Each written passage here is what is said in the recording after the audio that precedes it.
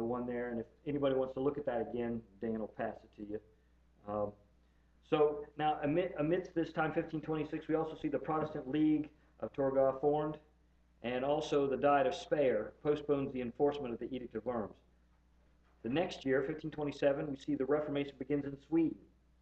So it's begun in Germany, but the groundwork was in other places. We looked at the birth of some of these men who were in, like Heinrich Bullinger is in Switzerland, is in Zurich with Zwingli.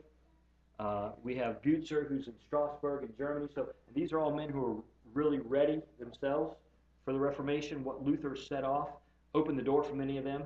So they were ready to go, some of them. And you could say they seized the day. So as you're following down on page 15 and look at the little point marks there, you see there's mutinous German and Spanish troops sack Rome. So this is happening all amidst all this. So you have Luther's just a few years before, and we've started the Reformation in some sense. And even amidst that, you have some mutinous troops burning Rome, you know. And then you have the next year, 1528, the Reformation in Bern. So you're seeing it spread. And you're seeing it spread in the different areas around the nation there. Then we have, in 1529, Luther and Zwingli differ on the Eucharist at the Marburg Colloquy. So they came together. What you had is the Catholic stance on it, and then you had the stance Luther had, which we call, now the one the Catholics have is called transubstantiation. We believe that the elements literally become, okay, Luther, he didn't like the term. Consubstantiation was applied to it, but he didn't choose that term, nor did he like that term. But what it was intended to convey was, well, no, for Luther it was consubstantiation. It was a little different. He didn't believe that it physically became, but it really spiritually became. So it's kind of a halfway move. It's like he moved away, but not far enough. And on the other end, you had Zwingli. Zwingli believed it was, in a sense, merely a memorial, which is where most or many Baptists stand, but not maybe originally. So, and in between there, you have Calvin and some of the others. So they're spread across, and they're really not that far removed from each other. But sometimes when you have strong leaders, a former pastor of mine, I love dearly, but who was a strong leader, told me one time when we were talking about John MacArthur, he said he felt that John MacArthur had his chin out. But I think what happened was two chins met. You know what I mean? Two strong leaders, that's what happens sometimes. And sometimes you have men that really should be on the same side, but because of slight variation, they can't get along because it isn't like they think it ought to be. We have to be careful there. While we need to be absolutely stand on doctrine, stand on the core of things, sometimes we have to be careful that we've not made things more than they are in some places also.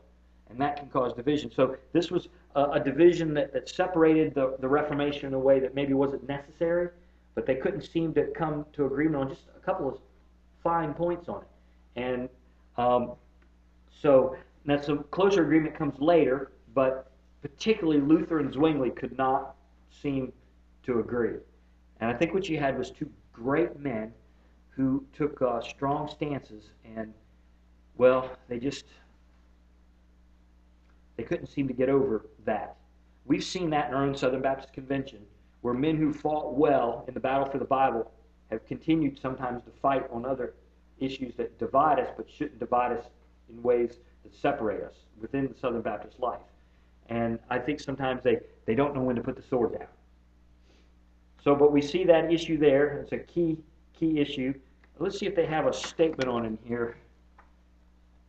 We'll get more of it later, because we just want to get the overview. So we see that, and then in that same year, they have the Diet of Speyer, Protestant origin of the term Protestant. Okay?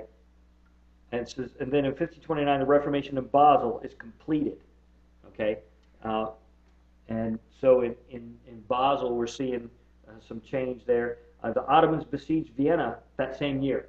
So think about this. You have in 1527, amidst all the Reformation, you have Rome sacked, and then you have the Ottomans attacking Vienna a couple of years later. So this is all happening all in the world. And when you're looking at whose lives, who are the lives, if you look back up on 14 and 13, who's alive during this time period? Well, let's look. When the Ottomans and all of these things are happening, we're seeing that we have the Albrecht Dürer, the German artist, is alive. Erasmus is alive.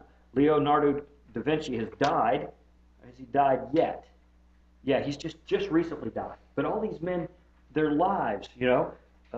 We have Thomas Cranmer, Ignatius Loyola, who started the Jesuits. All of these men are alive during this time. And then you have the Reformation Parliament in England, 1529 to 1536. And during that time, 1530, near the beginning of it, you have the Augsburg Confession, the primary Lutheran statement of faith, is written.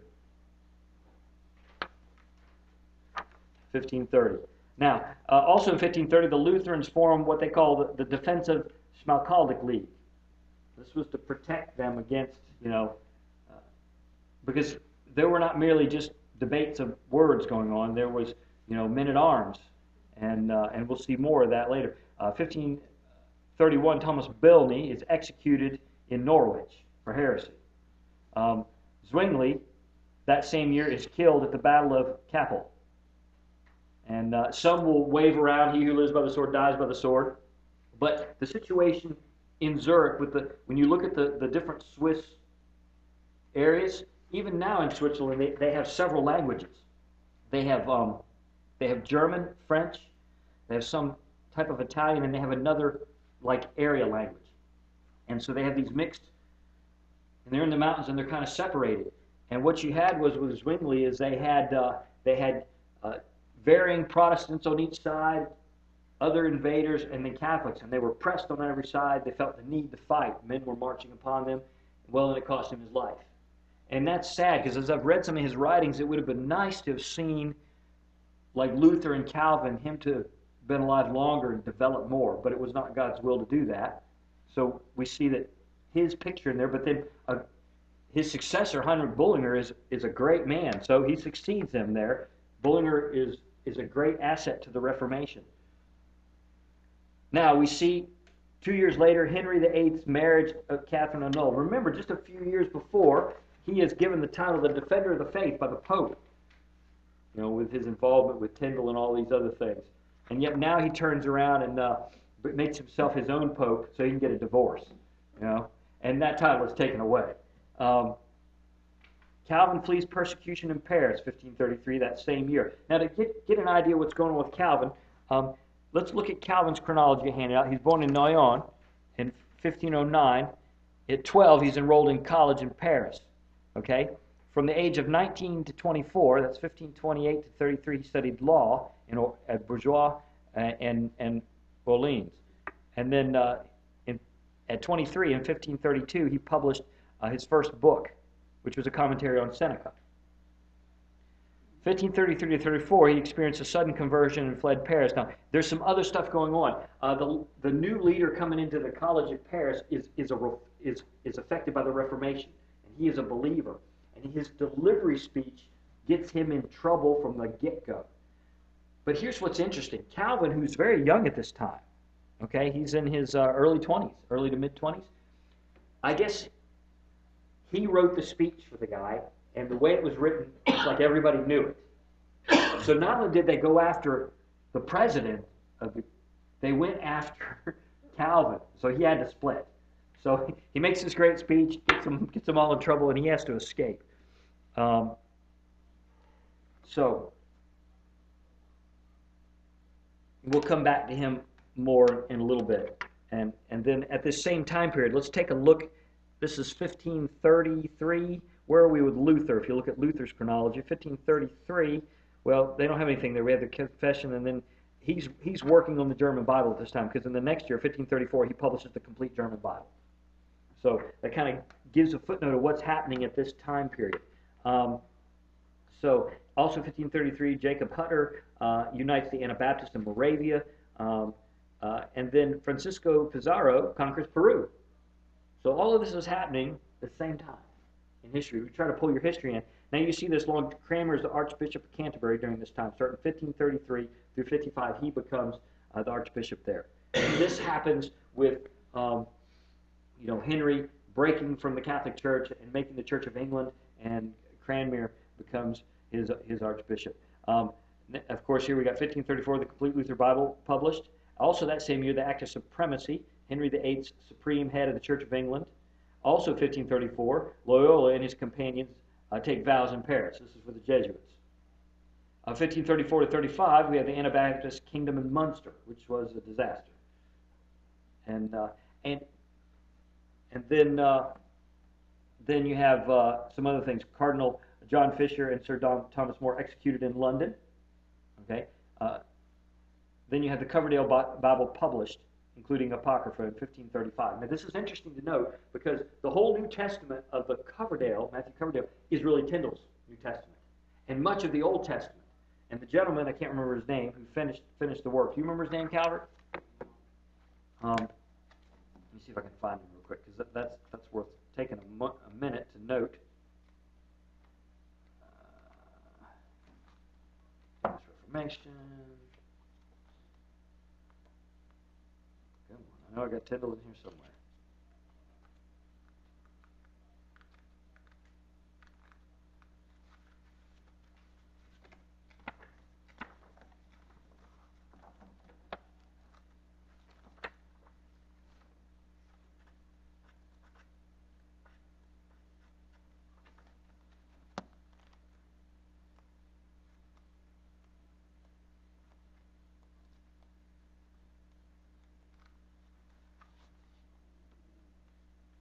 Well, I know I saw it in here somewhere.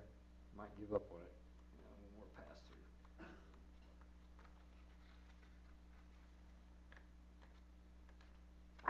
through. Anyway, so what you have there is you have that work, and now you have the king putting his approval on the very thing that he sent somebody out to assassinate the translator on. Of course, he's not aware of this at the time. Now, here's some interesting things. We have...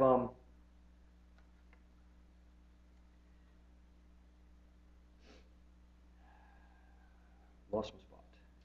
Here it is, the Coverdale Bible, 1536, the smaller English monasteries are dissolved. So what Henry did was close them out and change things, take the cash. 1536, the Pilgrimage of Grace in northern England. Then we have 1536, first edition of Calvin's Institutes. Now it was much smaller than the original, but I want you to take a look at that. If you look at Calvin's chronology, 1536 composed the first edition of the Institutes. He was 27. That's an important thing to note, because we often think that nobody has anything to say until they're like in their 30s, 40s, 50s. But yet one of the most, and now this is his first edition of it, but still, it's an excellent work. God's hand is upon this man, and he's bright and sharp, and he uses him.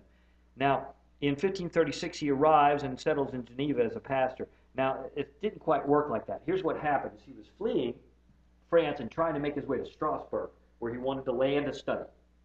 He passed through Geneva, and William Farel found out he was coming through there and asked him to stay and help him organize the church there.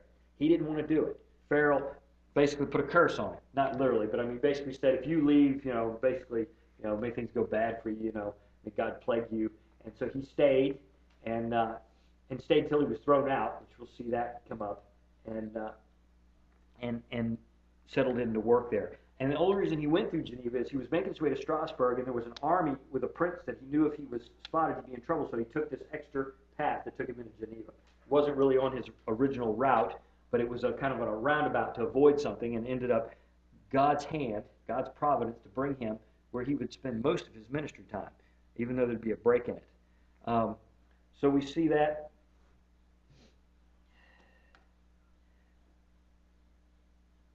Now we see... So this is his first period, 1536 to 1538, 2 years. Your typical pastor stay, right? In most churches, 1 to 2 years, right? If you look at the history of pastors, most of them are under 18 months or something like that. So he fits in that. He's actually, kicked out when it comes. Pope Paul III's Reform Commission reports. We see in 1537 the Schmalkaldic articles summarize the Lutheran faith. So they're kind of bringing it together. Now, 1538 to 41, he is banished from Geneva and goes to Strasbourg, where he has a fruitful ministry, marries, and I think he's happy to stay there, okay, except they ask him to come back to Geneva. So we see in 1539, 6 articles restore the Catholic doctrine in England, okay, now think about that, 1539, large English monasteries are suppressed, 1540, Paul II, Paul III approves the Society of Jesus. That's the Jesuits. They're getting their official approval there. And then 1541, the Colloquy of Regnum, that's the Ratisbon, fails to unite the Protestants and the Catholics. There was an attempt to bring everybody together. Now remember, the original move of Luther was not to cause a Reformation in the sense it did. It was not to cause division. It was to cause revival and improvement. It was not to split the church. So there was still others trying to bring it back together, but that fails. Here, 1542, Francis Xavier arrives in Goa. Now, he's a Jesuit, so just keep note of him. Paul III establishes a permanent inquisition in 1542. Luther writes on the Jews and their lies. Now, this is where he gets hit for a lot of his anti-Semitism. If you understand Luther up to this point has believed that once the Jews are faced with the gospel, as it should be, they'll all come to Christ, and they don't.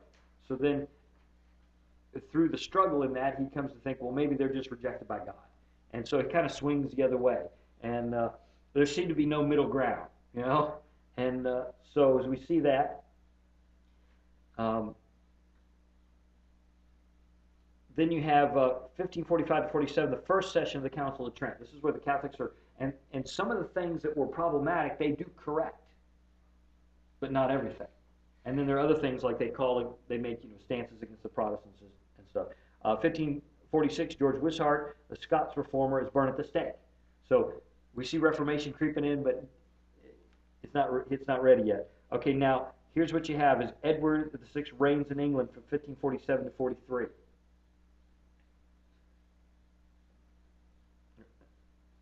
To 1553, I mean. So what is it? Is the Council of Trent a Catholic thing? It's Catholic. It's Catholic Reformation is what it is. It's them dealing with some of the problems, and some of them they dealt with well, and some of them, well, we wouldn't think so. But they did deal with some of the problems, and they also created the problems. And so we have Edward VI. Now, he's thoroughly Protestant, unlike his father.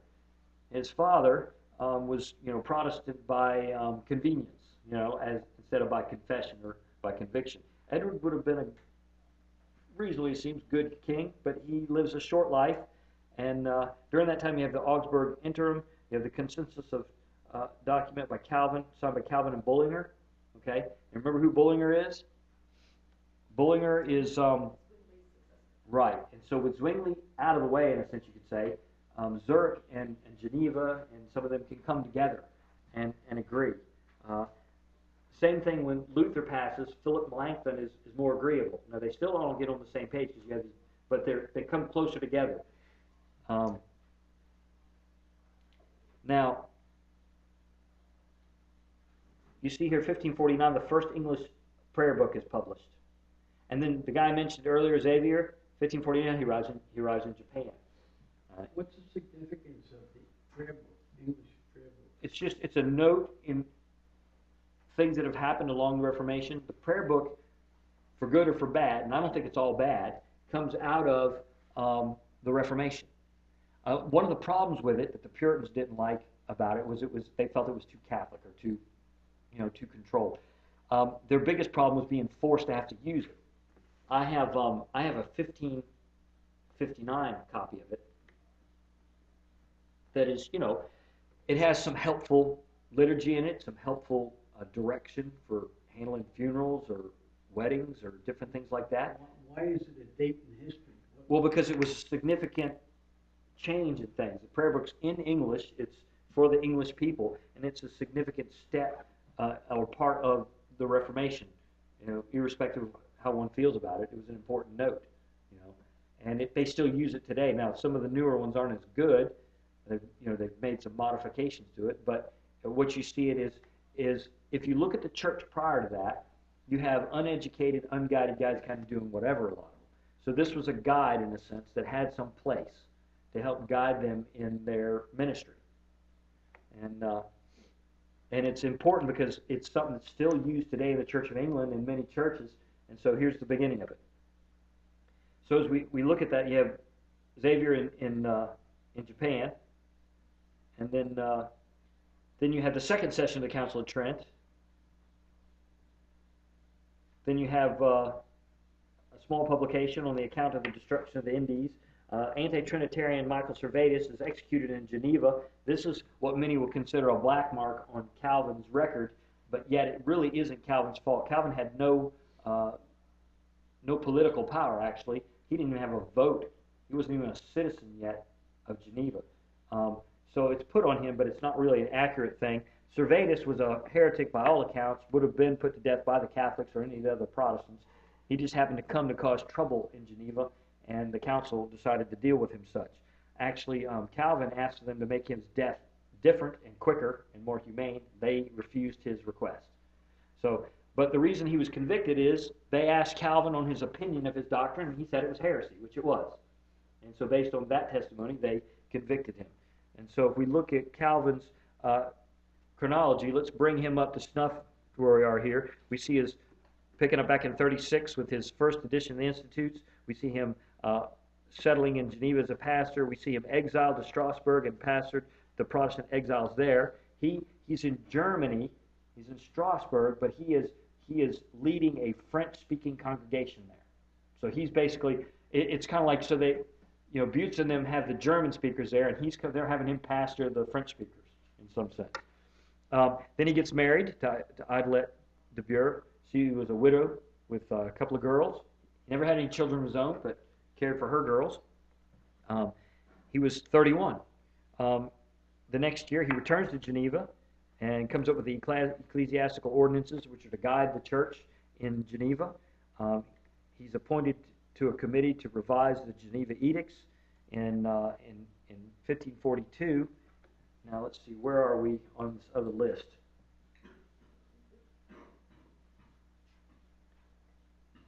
The 1550s.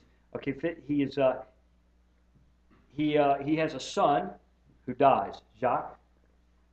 Lived only 2 weeks, and then he published the form of church prayers in the early Reformed liturgy. 1543, he received a home at Saint Pierre from the Genevan civic leaders. Published The Bondage and Liberation of the Will, and on the necessity of reforming the church. 1544, when he's 35, he publishes a brief instruction against the Anabaptists. In 1549 is the death of his wife, and Theodore Beza relocated to Geneva. That's important because when Calvin dies, Beza becomes his replacement. He publishes in 1550 concerning scandals, and then in 1558, which is around, we were looking at the 1550s here, so we have, keep your finger there, and Servetus is put to death in 1553, and in 1553 to 1558, Mary Tudor reigns, Bloody Mary in England, okay? And the Edwardian Reformation is reversed. It's pretty ugly, okay? She dies, though. Well, let's look in between. The Peace of Augsburg ends First Religious War in 1555. Also, the Augsburg Settlement allows rulers to decide the religion of the region, and also the first history of the Reformation is published. 1556, Thomas Cranmer is executed. Okay, and now remember he had been the Archbishop under Archbishop of Canterbury under Henry and Edward, but being that he was a reformer, that didn't fare so well with Mary, and so then we have 1558. Now let's go back to Calvin. Founded the Academy of Geneva.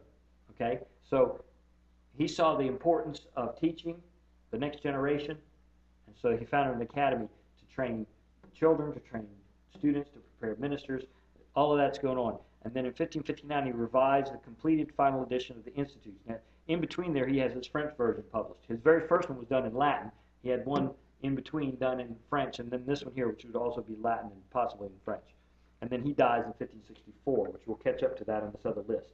So we see here Elizabeth is reigning from 1558 to 1603. She reigns in England. The Act of Supremacy, England's Supreme Governor of the Church of England. We see the final edition of Calvin's Institutes, which we just covered, and also that year John Knox returns to Scotland. Now, when we look at Knox at some point, Knox is an interesting character. He, let's see, is this one? Knox has to flee and go to Geneva. He sits under and is influenced by Calvin. Amidst all his time at Scotland, he is captured and sold as a slave. He's on a rowing ship as a rowing slave, and it breaks his health. And so he is a man of poor health when he eventually comes back to Scotland. But Mary Queen of Scots is terrified of him because he is a man of strong conviction. And unfortunately, he published a book called help me, Calvin. The something blast of the terrible regiment of women or something like that. And it was written really against Bloody Mary and maybe Mary Queen of Scots. And it comes out at a bad time. He was advised not to publish it, but he published it because then Queen Elizabeth comes on the throne. And so that puts the two of them in a strain, even though he's in Scotland, puts them in a strained relationship where had he maybe not published that, he might have had greater influence with her and maybe with Mary Queen of Scots. But so he published that work, and basically largely because of what was going on with Mary. There you go. And it wasn't a very popular title with Queen Elizabeth. So she never quite trusted him. So we see him, the Geneva Bible is published for the first time. Okay, now we've had the Tyndale one, right? Now here is the Geneva Bible. This is before the King James II. This is the 1599 version of it. Modern font and everything and spelling, but I'll hand it this way and I can pass it around. And it's interesting to compare the choice of translation and words and use based on the text. But so that's this time period. That work, its original form, comes out much later than Tyndale and Wycliffe, but it's a much better work. They have more stuff to help them. Then you have they have a colloquy in 61. The Belgic Confession of the Reformed Faith comes out in also 61. That's an important one that I think I've referenced before for you guys and brought your attention to, but we've never really looked at it heavily, maybe one day. Then 1562,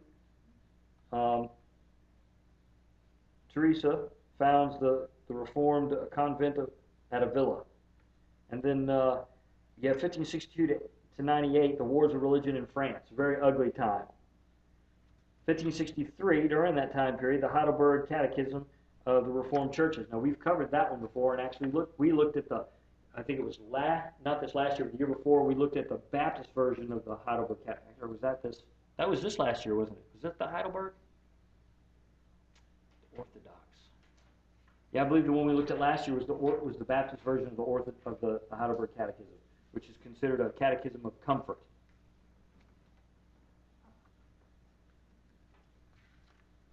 I think what we're going to do, it's taking more time to cover these than I thought, but it's good we've covered them. We'll be able to finish the next section next week because we're right at the top of the page 18. That's a good place because that's easy to remember, isn't it? Hopefully, anyway. So that brings us up to snuff. Now, at that point, 1563, that's the year before Calvin dies. He'll die on our next page, and at this point, Luther is already dead. In fact, we didn't mention his death, but he died in 1546, and we talked about that a little bit before.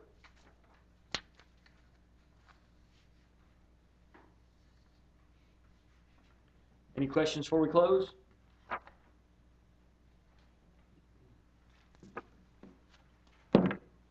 Let's go to the Lord now. Father, thank you so much for those who have recorded history for us, that we might see what has been done before and why and how, that we might learn from their successes and their mistakes. Help us to get a big picture of what has happened to bring us to where we are today, and help us to get a good start as we look in this 500th year of the Reformation.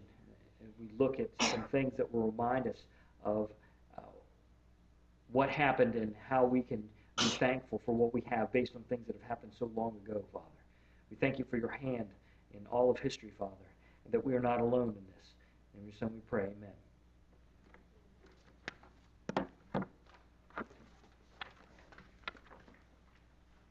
For those of you at home, I pray it's been easy to follow, not confusing, and been beneficial to you as we're just trying to pull together some of these events. The rest of you?